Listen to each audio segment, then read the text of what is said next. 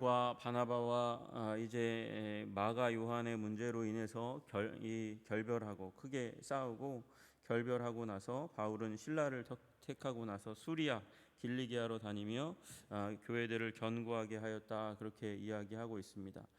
수리아 길리기아 이 지역은 아시다시피 이제 우리 바울의 원래 고향 근거지였어요. 그래서 원래 수리아 안디옥이 있던 그곳으로부터 시작해서 길리기아 다소가 있는 길리기아 지역으로 다니면서 교회들을 견고하게 했다, 이렇게 이야기하고 있습니다. 그러니까 이제 안디옥 지역 그 인근 지역과 이제 동서쪽 그 해협을 끼고 있는 그 동북쪽으로 가면서 그곳에서 복음을 전하였습니다. 그러니까 육로로 이제 이번에는 2차 선교 여행 가운데는 육로로 이동하게 된 것이죠. 그리고 거기에서 더베와 루스드라 1차 선교 여행 가운데서 가서 복음을 전했던, 그래서 교회를 세웠던 더베와 루스드라, 이고니온, 이 갈라디아 지역 가운데 있는 그 교회들에게 또 방문해서 그곳에서 복음을 전합니다. 그런데 그곳에 하나님께서 위로를 해주시는 귀한 일이 일어나게 됩니다. 그건 디모데라 하는 제자를 만난 일입니다. 디모데라는 제자를 만나서 그를 함께 데리고 이제 선교 여행을 떠나가게 되는 이야기가 이제 1절부터 3절까지의 내용 가운데 나와 있습니다. 이 디모데라 하는 제자, 디모데라는 뜻은 하나님을 공경하는 자라는 뜻이죠. 하나님을 공경하는 자라는 뜻을 가지고 있는 이 디모데라는 사람을 만났는데, 이 디모데라 하는 제자가 칭찬을 많이 받는 사람입니다. 칭찬을 많이 받는 사람입니다. 그가 여기 루스드라와 이고니온에 있는 이제 남갈라디아 지역에 있는 형제들에게 칭찬을 받는 사람인데, 그를 데리고 이제 선교 여행에 이미 신라가 있는데도 불구하고 한 명 더 해서 이제 함께 선교 여행을 떠나서 그 일로 말미암아 하나님의 이 일을 더 힘있게 전하려고 하는 그런 계획을 가지게 되었고, 그 인도하심 가운데 서게 되었습니다. 하나님께서 그렇게 말씀하시는데 문제가 하나 생긴 거예요. 완벽한 사람이 없다는 사실을 우리는 기억해야 합니다. 완벽하게 준비된 사람 없고 그 완벽한 조건을 가지고 있는 사람이 아니라는 사실이죠. 누가요? 디모데가 바로 그런 사람이라는 것입니다. 디모데의 문제가 무엇이냐면, 어머니는 믿는 유대 여자요, 아버지는 헬라인이기 때문에 그렇습니다. 이 둘이, 이 아버지가 헬라인이라는 문제가 이 디모데의 그 핸디캡이 되는 것이죠. 원래 본토 유대인들은 유대인과 이방인이 결혼하는 거 끔찍한 죄로 여겼습니다. 당연한 것이죠. 그것이 구약 시대에 이제 부패한 가운데서 하나님께서 에스라와 느헤미야와 같은 이제 하나님의 사람들로 말미암아 종교 개혁을 일으키게 할 때에 그때 했던 일 중에 하나는 이방인 아내를 내어 쫓는 일을 하는 일이었습니다. 그러니까 이제 가까이 예루살렘 가까이 있는 본토 유대인들 가운데서는 이방인과 결혼한 것은 큰 문제인 것이죠. 이 자기 민족의 이제 배신자로 여기까지 하는 일들이 일어나게 되었습니다. 지금 이 시대는 1세기고요. 나중에 2세기경에 가면 유대법이 조금 바뀝니다. 유대법이 좀 바뀌는데 부모 중에 한쪽이 유대인인 경우에는 이 자녀를 유대인으로 간주했어요. 그러나 지금은 1세기입니다. 이때에도 그런 법이 적용됐는지는 알 수가 없습니다. 그러나 여기 이곳 요 갈라디아 지역 가운데에서는 이제 예루살렘으로부터 조금 멀리 떨어져 있기 때문에 아마 중간적인 그런 상황 가운데 있었을 거예요. 어떤 사람은 이제 배교자라고 그렇게 무시하고, 그리고 배교자의 아들, 어머니가 이제 비유대인인 헬라인과 결혼했으니까 무시하고, 그리고 정죄하는 그 자리 가운데 있었을지 모르고, 또 그런 사람들이 점점점 많아지니까 큰 문제로 삼지 않으려고 하고 덮으려고 하고 이게 중요한 문제가 아니라고 여기는 사람들도 있었을 것입니다. 그래서 나중에 2세기경에 부모 중에 한 명이 유대인인 경우에는 유대인으로 간주하자, 이렇게 법이 생기는 일이 일어났을지 모르겠어요. 그러나 어쨌든 지금 디모데는 아버지가 헬라인이라는 사실이 너무도 분명하고, 만약에 아버지가 믿는 헬라인이었다면 믿는 자라 그렇게 썼을 텐데 어머니는 믿는 자라고 해놓고 유대인이지만 유대교 가운데 있지 않고 예수 믿는 공동체 가운데 온 예수의 사람 그리스도인이다 이렇게 믿는 자라 써놨는데도 불구하고 아버지에 대해서는 언급이 없어요. 헬라인이다 이렇게만 얘기하는 거죠. 아마 이 당시 가운데서 로마 법을 따르면 아버지의 종교를 따르게 되어 있어요. 그러니까 아버지는 헬라인이고 아버지가 헬라인이니까 아버지의 종교를 따라라 그렇게 얘기하면서 시기를 놓쳐서 어렸을 때 할례 받을 수 있는 기회, 그런 기회를 놓치고 아버지의 종교를 따라야 하니까 할례 없는 자로 그렇게 성장해 갔을 건데, 지금 아마 이 시기에는 아버지의 영향력으로 벗어난 것 같아요. 왜 그런 일이 일어났을까? 성경학자들은 지금 어머니의 종교를 따르니까, 어머니의 믿음을 따르니까 아버지가 최근에 돌아가셨을지도 모르겠다 뭐 이런 얘기를 합니다. 그래서 그 영향력으로부터 벗어났다는 거예요. 어쨌든 그럼에도 불구하고 디모데는 헬라의 피를 반은 받은 것이죠. 그리고 문제는 할례를 안 받았다는 거예요. 이게 왜 문제가 되냐? 왜 문제가 되냐? 여러분, 구원의 문제에 있어서는 전혀 문제가 안 돼요. 이미 우리 앞장에서 보았지만, 사도행전에서 보았지만 할례 안 받아도 구원에는 큰 문제 없는 거예요. 없는 거예요. 그리고 이 율법 준수 서약 이방인이 안 해도 상관없는 거예요. 근데 문제는 뭐예요? 지금 디모데는 반은 유대인이고 반은 헬라인이라는 게 문제인 것이죠. 그리고 구원에는 문제가 없어요. 구원에는 전혀 문제가 없는 상황 가운데 칭찬받는 사람으로, 그리고 지금 바울이 자기의 사람으로 끌어들여서 선교단에 데리고 가려고 하는 사역자로 삼고자 해요. 그 정도니까 여러분 믿음에 대해서는 문제가 전혀 없는 거예요. 그런데 믿음에는, 구원에는 전혀 문제가 없는데 3절에 바울이 그를 데리고 떠나고자 할새 그 지역에 있는 유대인으로 말미암아 그를 데려다가 할례를 행하니. 아니, 왜 할례 안 한 사람을 할례를 행합니까? 구원의 문제도 없는데 왜 구원의 문제 없는 사람에게 할례를 행해서 육체적으로 고통을 줍니까? 여기 보니까 여기 유대인으로 말미암아 이렇게 이야기합니다. 유대인으로 말미암아. 그 사람들이 유대인이 그의 아버지는 헬라인인 줄 다 알미러라. 아버지가 헬라인인 줄 아는데 그 유대인들 때문에 바울이 마음이 흔들린 걸까요? 그 지금 사도행전 15장에 결정했던 할례 없어도 구원받는다 이 문제에 대해서 흔들렸던 것일까요? 아니요.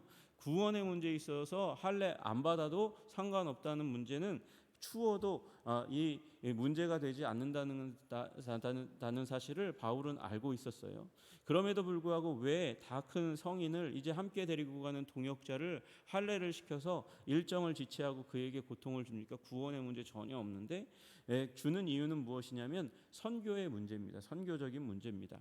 여러분, 이 디모데는 어머니가 유대인이니까 유대의 피를 반은 받았고, 그리고 기능상 이제 그냥 가서 바울이 이방인에게 복음 전하려 할 때 언제나 근거지로 삼았던 것이 회당이라는 사실을 여러분과 저는 너무나 잘 알고 있습니다. 회당 가운데 들어가서 말씀을 전할 때 그때에 이 할례 받지 않은 자는 회당에 들어가서 말씀을 전할 수가 없는 것이에요. 그리고 유대인들이 그 사실을 안다고 하면 이제 신성 모독에 해당하는 큰 문제가 일어날 수 있기 때문에, 그리고 그 사실을 알면 그 디모데를 통해서 주어지는 메시지가 전혀 설득력이 없는 것이죠. 유대인에게는 유대의 법이 있고요. 유대의 문화가 바로 율법과 할례인 것이에요. 그리고 디모데는 이방인뿐만 아니라 유대인에게도 복음 전할 사람으로 이제 바울이 준비시키기 위해서, 그래서 할례를 행해서 그를 더 온전한 사역자의 자격을 갖추도록 그렇게 만들어주는 것이죠. 여러분, 우리는 다 조건이 완전히 갖추어지지 않은 사람일 수 있습니다. 그러나 하나님께서 우리를 준비시키는 그 준비시킴 가운데 온전히 서시는 여러분 되시기를 주님의 이름으로 축복합니다. 내가 원하지 않는다 할지라도 그것이 하나님의 방향이고 하나님의 뜻이라면 그것에 머리 숙일 줄 아는 것이 순종인 것이죠. 디모데가 그 순종을 한 거예요. 순종을 해서 몸의 일부를 잘라내고 그리고 유대인에게도 복음 전할 수 있는 사람으로 자기 자신을 준비시키게 된 것입니다.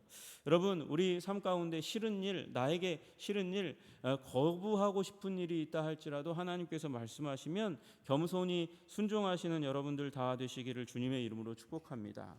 그래서 그 일을 통해서 이제 디모데가 더욱더 조건을 갖추고 하나님의 인도하심 가운데 바울과 더불어 이제 선교단으로 합류해서 함께 떠나는 일들이 일어나는 것이죠.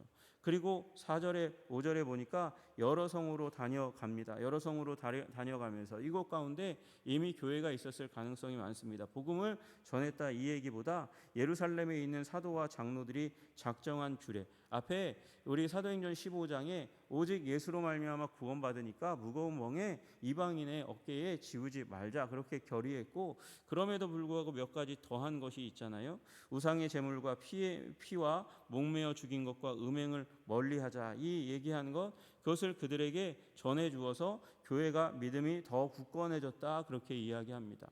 여러분, 교회가 굳건해지면, 교회가 예수 그리스도의 복음 가운데 굳건하게 서고 흔들리지 않으면 무슨 일이 일어납니까? 굳건해질 뿐만 아니라 그 수가 날마다 늘어나니라 그렇게 말씀하시는 부흥의 역사 가운데 들어가는 줄로 믿습니다. 여러분, 여기 수가 날마다 늘어가니라 얘기할 때 그 수는요, 그 수는 성도의 수가 아니에요. 주어를 잘 보셔야 돼요. 주어가 무엇으로 되어 있습니까? 교회가 믿음이 더 충만해지고 교회가 수가 날마다 늘어가니라 그렇게 말씀하시는 거예요.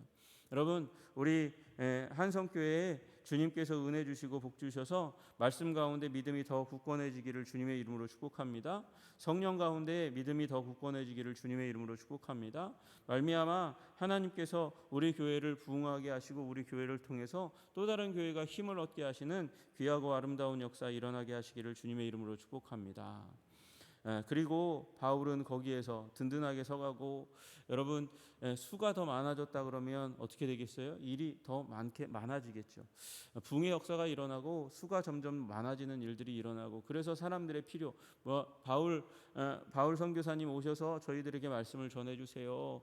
신라 동역자님, 디모데 동역자님 오셔서 말씀을 전해주세요. 말씀 전해달라고 얘기하는 일이 굉장히 많이 있었는데도 불구하고 바울은 어떻게 합니까? 일이 많다는 핑계를 가지고 복음이 없는 곳으로 나아가는 그 일을 멈추지 않았다는 것이죠. 그래서 더 계속해서 전진하려고 하는 그 상황 가운데로 이제 접어듭니다.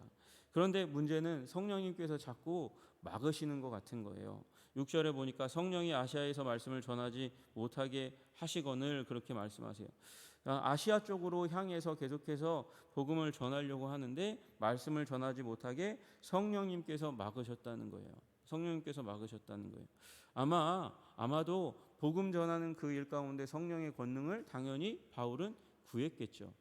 나를 위하여 구할 것은 나로 입을 벌려 하나님의 복음의 비밀을 담대히 알리게 하옵소서 할 것이니, 그렇게 에베소서의 말미에 이제 전신갑주를 얘기하고 나서 그 다음에 에베소 성도들에게 기도를 부탁했던 것처럼 내가 복음의 비밀을 담대히 알리게 해달라고 그렇게 기도 부탁을 이 교회들에게 했을 것이고 자기 자신도 그렇게 열심히 기도했을 것입니다.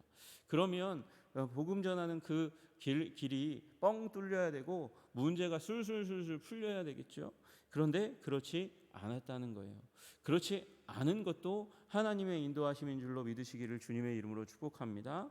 여러분, 그 주님께서 우리의 삶의 일상 가운데 그 일상을 막으실 때, 우리가 가야 될 길인데 그 길을 막으실 때 주님께서 다른 길, 다른 상황을 허락해 주신다는 사실을 믿는 것도 믿음이라는 것이죠. 그래서 성령이 아시아에서 말씀을 전하지 못하게 하시니까 부르기아와 갈라디아 땅으로 다녀가다가 무시아 앞에 이르러 비두니아로 가고자 애쓰고 힘썼어요. 이게 여기 말씀하셨던 아시아에서 말씀을 전하는 그 경로와 일정이었는데 가고자 애써도 예수의 영이 허락하지 않는 거예요. 계속 마음에 성령님의 인도하심이 이쪽이 아닌 것으로 주님께서 계속해서 말씀하시고 거리끼고 또 상황이 열리지 않는 거예요.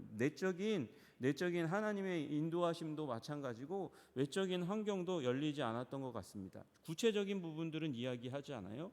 그런데 그런 일들이 계속해서 진행되어 간 것 같아요. 그러다가 무시아를 지나 드로아로 내려갑니다.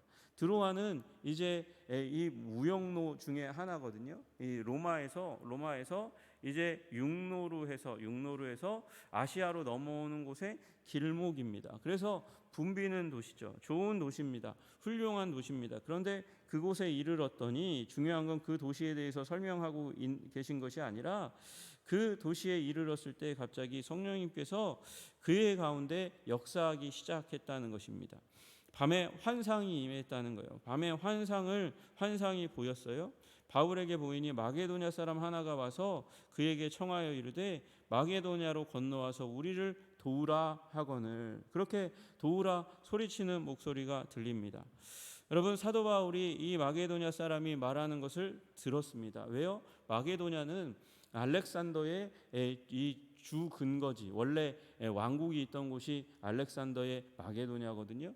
마게도냐는 사실은 헬라 사람들은 헬라인이라고 여기지 않는 미개한 사람이라고 여기던 곳이었어요. 그런데 알렉산더라는 왕이 이제 수업을 듣고 헬라 철학의 위대함을 깨닫고 그 헬라 철학의 전도자가 되고자 하는 그 꿈을 꾸고 있을 때 한 노인이 나타나서 정복의 꿈을 꾸게 합니다. 정복의 메시지를 줍니다. 그리고 그 정복의 메시지를 가지고 이제 헬라 철학을 이제 전 세계 가운데 떨치고자 해서 그래서 나아갔던 것이 알렉산더의 정복 전쟁이고 이제 헬라 제국이 그래서 선 거거든요. 그 다음에 그 헬라 제국이 넷으로 갈라졌는데 그 헬라 제국이 중요하게 여기던 도시 중에 하나가 바로 여기 있는 이제 이 드로아라는 도시예요. 트로이에서 한 15km 정도 떨어져 있는 이 드로아라는 곳에서 마게도냐 사람, 한때 헬라 제국의 주인공이었던 그 사람이 나타나서 건너와서 우리를 도우라 그렇게 이야기하는 것이죠. 지금 바울이 쓰고 있는 언어가 어떤 언어일까요? 이 바울은 젊었을 때는 이제 예루살렘에 유학해서 길리기아 다소 사람이지만 그 유대로 가가지고 거기서 가말리엘 문화에서 이제 아람어를 중심으로 해서 이제 이 율법을 배워가는 바리새인으로 성장했지만 어린 시절은 길리기아 다소에 있으면서 헬라어를 배웠단 말이죠. 그 헬라어를 배우게 된 연유가 어디서부터 시작됩니까? 언어는 그리스지만 마게도냐의 왕 알렉산더가 이제 그 문화를 중흥시키고 세계화시키는 일들을 통해서 이제 바울이 헬라어를 말하게 되었는데 그 마게도냐 사람이 와서 헬라어로 얘기했을 거예요. 와서 우리를 도우라 그렇게 이야기합니다. 바울이 환상을 보고 나서 하나님께서 마게도냐로 가기를 원하시는구나. 마게도냐를 통해서 헬라 지역으로 갔다가 로마 지역으로 가기를 원하시는구나. 하나님의 뜻이 그것이구나 라고 알고 마게도냐로 떠나기를 힘썼어요. 그랬더니 주님께서 열어주시는 일이 일어나게 된 줄로 믿으시기를 주님의 이름으로 축복합니다. 여러분, 하나님께서는 하나님의 방식으로 일을 하세요. 하나님은 마음에 확신을 주시고 또는 거리낌을 주시는 그것을 통해서 하나님은 당연한 길인데 그것을 해야 되는 길인데 그 길도 막으실 때가 있어요. 주님께서 주시는 우리 기도할 때 성령님께서 주시는 마음, 그 마음을 헤아려 아시기를 주님의 이름으로 축복합니다. 우리 안에 내 생각이 있고 내 뜻이 있어요. 내 생각이 있고 내 뜻이 있는데 그런데 내 뜻과 다른데도 불구하고 평안이 임한다. 내 뜻과는 다르게 나는 정말 평안한데 그 길 가는 게 정말 평안한데 그런데 그 길 가야 된다고 생각하는데 마음 한켠 가운데서 불안이 일어나고 그 길로 가기를 막는 것 같은 어떤 마음이 일어나면 그게 성령님의 마음일 수 있다는 사실을 헤아리시기를 주님의 이름으로 축복합니다. 또 하나, 여러분, 이방 종교는요, 신이 무엇으로 역사하신다? 꿈으로 역사하신다는 생각을 많이 하고 있었던 사람이에요. 왜 그렇습니까? 왜 이방 사람들은 꿈을 중요하게 생각합니까?